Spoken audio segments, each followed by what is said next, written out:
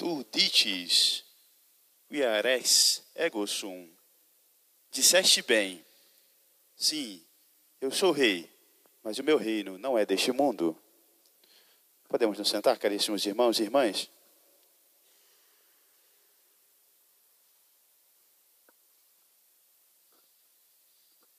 Prezadas religiosas, caríssimos irmãos, eis que nós chegamos à festa do glorioso Cristo Rei. Essa festa acontece à medida que o ano litúrgico vem terminando para nós. E nós nos aproximamos de iniciarmos um novo período na história da vida da igreja. Nós nos aproximamos de celebrarmos um novo arco do ano litúrgico que vem celebrar para nós. O Advento, o Natal, a Quaresma, a Semana Santa, a Santa Páscoa. Nós, portanto, estamos quase já às portas de nós terminarmos esse ano litúrgico, o que nós estamos. E à medida que nós terminamos esse ano, Cristo Jesus é coroado na história, é coroado na liturgia, coroado como Rei dos séculos, Rei dos céus e Rei da terra. É como nós mais ou menos imaginássemos ao final dessa procissão que nós fazemos, a procissão de nossa vida, viesse nosso Senhor entre aclamações, entre glórias, hosanas, santo, santo, santo. Entre essas aclamações, nosso Senhor vem ser coroado aqui na Sagrada Liturgia, nessa Santa Missa, e quer ser coroado também Rei nos nossos corações. Porque nós ouvimos, meus amados irmãos e irmãs, o reino dele não é deste mundo. Nós também que vivemos no mundo, a ele não pertencemos.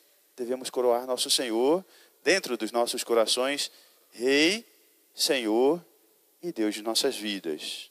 É por isso, meus amados irmãos, que é importante nós entendermos esse reinado de Cristo sobre nós. Para isso, nós precisamos explicar um pouquinho a história. Nós precisamos voltar um pouquinho no tempo. E esse pouquinho, o padre quer voltar mais ou menos 1400 anos antes da vinda de nosso Senhor no Natal, em Belém. Olhando para a história humana, olhando para a nossa história, olhando melhor para a história do povo escolhido, é que nós podemos entender o reinado de Cristo sobre nós. O reinado que não pertence a esse mundo. Voltando nesse período da história, nós podemos nos debruçar na história de Gedeão, um general do exército do povo escolhido, do povo hebreu.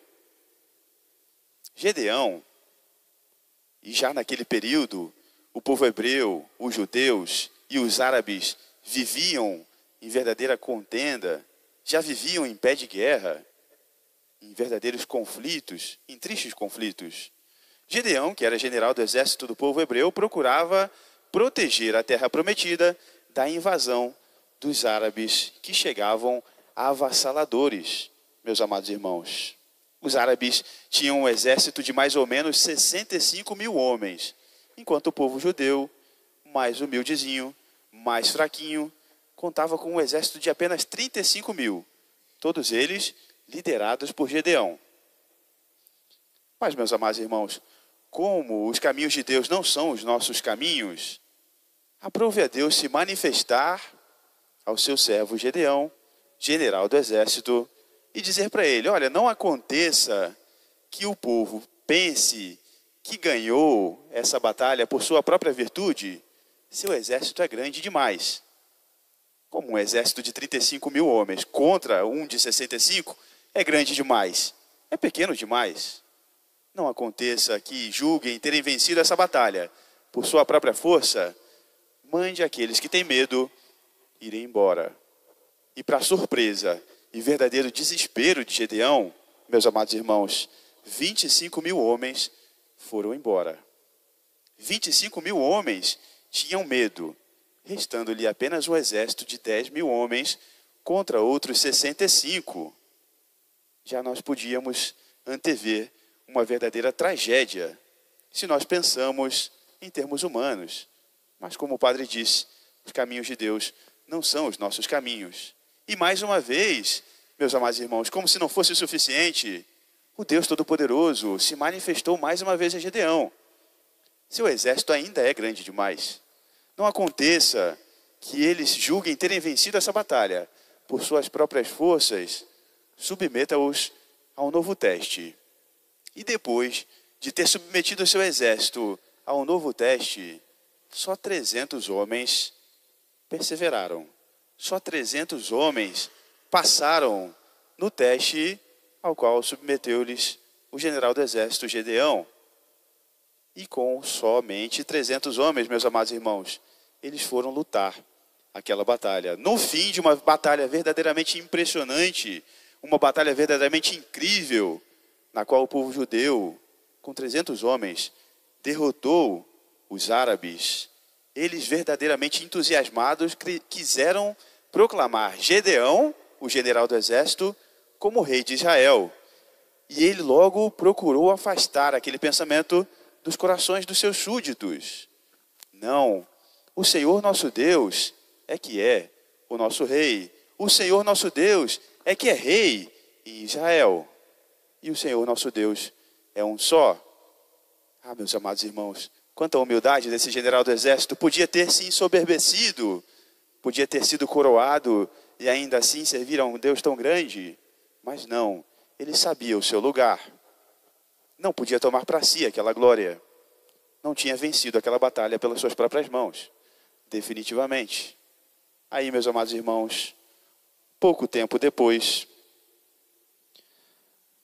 o povo hebreu, esquecendo-se das glórias, de tudo aquilo que Deus tinha feito em favor deles, de como Deus regia aquela nação, ainda assim procurava coroar um rei para si.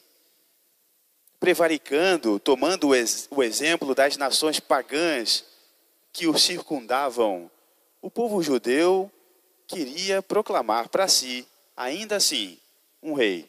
E foi então que o profeta Samuel resolveu ungir Saul, primeiro rei de Israel.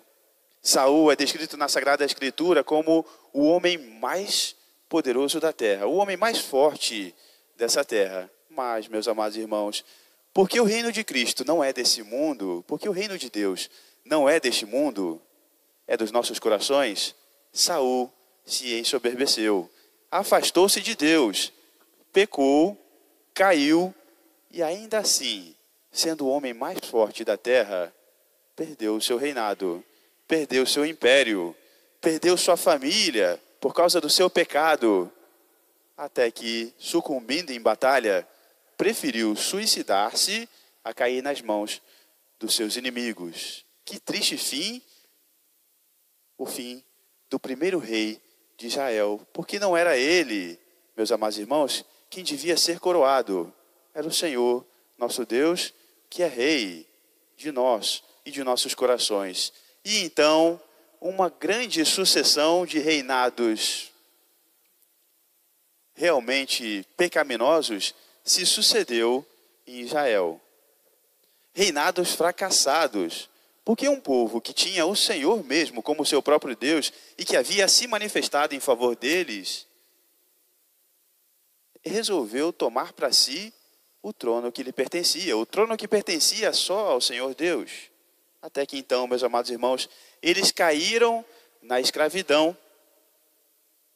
foram dominados pelos pagãos, e então caíram na escravidão, até que, se nós podemos dar um salto na história do povo hebreu, do povo escolhido, nós podemos chegar até a encarnação do Verbo, onde Deus mesmo veio habitar entre nós, veio assumir o seu trono nos nossos corações. E foi nesse período da história que alguns reis, magos, vindo do Oriente, procuraram no castelo de Jerusalém o rei que acabara de nascer. Essa foi a pergunta que eles fizeram. Onde está aquele que haveria de vir? O rei de Israel. Ah, meus amados irmãos, mas o que eles encontraram não foi um rei sentado em seu trono, mas numa pequena manjedoura, e reclinado um pequeno bebezinho, meus amados irmãos, envolto em pobreza. Foi isso que eles encontraram. E ainda assim, se puseram de joelhos e adoraram o Rei das Nações. O mesmo Senhor que tinha repartido o Mar Vermelho para Moisés, o mesmo Senhor que tinha vencido aquela batalha para Gedeão, o mesmo Senhor que tinha derrubado as muralhas de Jericó para Josué, o mesmo Senhor da história é quem vinha agora lutar sua última batalha. Mas uma batalha que não estava destinada ao império deste mundo, mas do outro. O mesmo Senhor que tinha colocado com as suas próprias mãos o sol, a lua e as estrelas em sua órbita, era quem agora possuía bracinhos pequeninos que mal podiam esticar-se para tocar a cabeça dos animais que estavam à sua volta na manjedoura. Era o mesmo Senhor que vinha proclamar-se Deus dos nossos corações, que nesse grande ato de humildade queria conquistar para si os nossos corações, meus amados irmãos. Ah, que Deus de bondade, que Senhor de verdadeira misericórdia, caríssimos irmãos e irmãs. Mas surpreendentemente agora, o povo judeu já não queria mais um rei para si. E ele foi perseguido. Ele foi muitas vezes condenado à morte, sem sucumbir, é verdade. Até que chegou um período da sua própria história em que ele quis oferecer um sacrifício redentor para nós. Mas o povo não o queria, o povo não o desejava. Quando o levaram à presença de Pilatos, Pilatos perguntou para ele: por acaso és verdadeiramente o rei de Israel? E nosso Senhor respondeu para ele: disseste bem, sim, eu sou o rei, mas o meu reino não é deste mundo. Apresentando o nosso Senhor junto a um malfeitor, um revolucionário, um assassino, para o povo hebreu, perguntaram para eles: e vós, quem quereis que eu vos solte? Jesus, o rei dos judeus, ou Barrabás, o assassino? E eles escolheram a Barrabás. E de Jesus, que é vosso rei? Crucifica-o. Não temos outro rei senão César. O povo escolheu a um rei, um imperador, que os subjugava à escravidão. É mais ou menos como nós fazemos, meus amados irmãos, na triste história das nossas vidas, quando nós escolhemos o reinado do pecado nos nossos corações, os pecados que nos escravizam.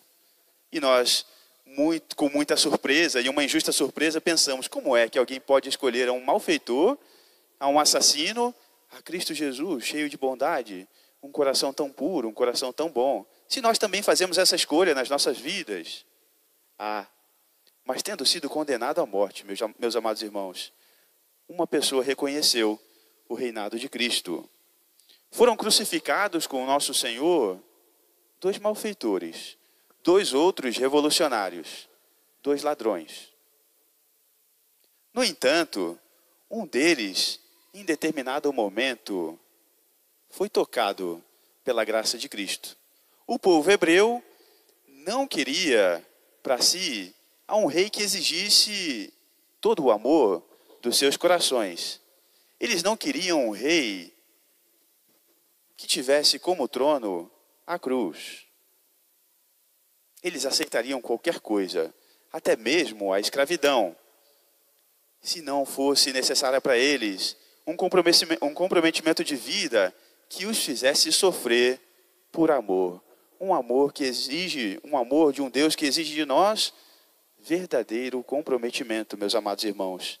Mas um dos revolucionários crucificados com Cristo, olhando a bondade daquele homem que pedia o perdão para os seus perseguidores, para os seus assassinos, passou a cair em si. Olhando para o alto da cruz de Cristo, ele viu a plaquinha que dizia: Jesus Nazareno, Rei dos Judeus. Mas quando ele olhou para baixo, ele viu um homem coroado de espinhos.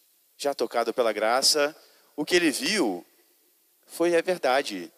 Um rei de misericórdia, um rei dos corações. Quando ele olhou para nosso Senhor crucificado, atado, preso à cruz, ele viu nas mãos de Jesus grandes e longos pregos. Mas o que ele enxergou foi o cetro real de um rei que vinha para reger todas as nações. Olhando para nosso Senhor crucificado, ele viu um homem humilhantemente despido. Mas, naquelas suas feridas, vermelho e escarlate, que escorriam sangue, ele imaginou um manto real, de verdadeira pureza. Quando ele viu, meus amados irmãos, nosso Senhor, com seu coração transpassado, ele viu um diadema real, que fazia de nosso Senhor rei de todos os corações, que tendo seu coração partido, vinha oferecer-se para todos os corações partidos da história humana. E meus amados irmãos, aquele homem, ladrão, como era, soube roubar para si a eternidade, o céu.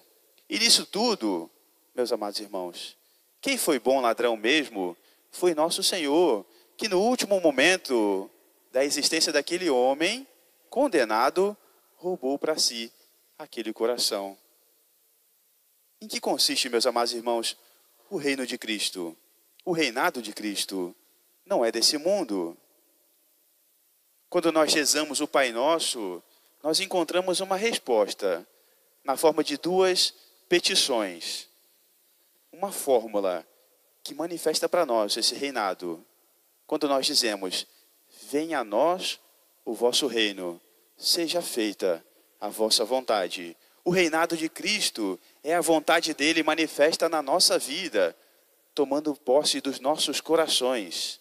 Ele também quer roubar os nossos corações para si. Caríssimos irmãos e irmãs, que nós façamos que ele venha aqui reinar, que ele impere sobre nós e que nós, mudando a nossa vida, com a fé e a confiança de Gideão, com a prontidão e o amor do bom ladrão, nós nos entreguemos para Cristo Jesus, nosso Senhor, e ele nos prometa, ainda hoje, estarás comigo no paraíso. Peçamos à Santíssima Virgem Maria, a mãe de um rei é verdadeiramente uma rainha. E não é difícil, meus amados irmãos, nós chegarmos nessa conclusão. Peçamos a ela, que ela interceda por nós, para nós tomarmos a nossa parte, nossos tronos, no império de Cristo, que vem se manifestar em nós, que quer nos entregar a vida eterna. Louvado seja nosso Senhor Jesus Cristo. Para sempre seja louvado.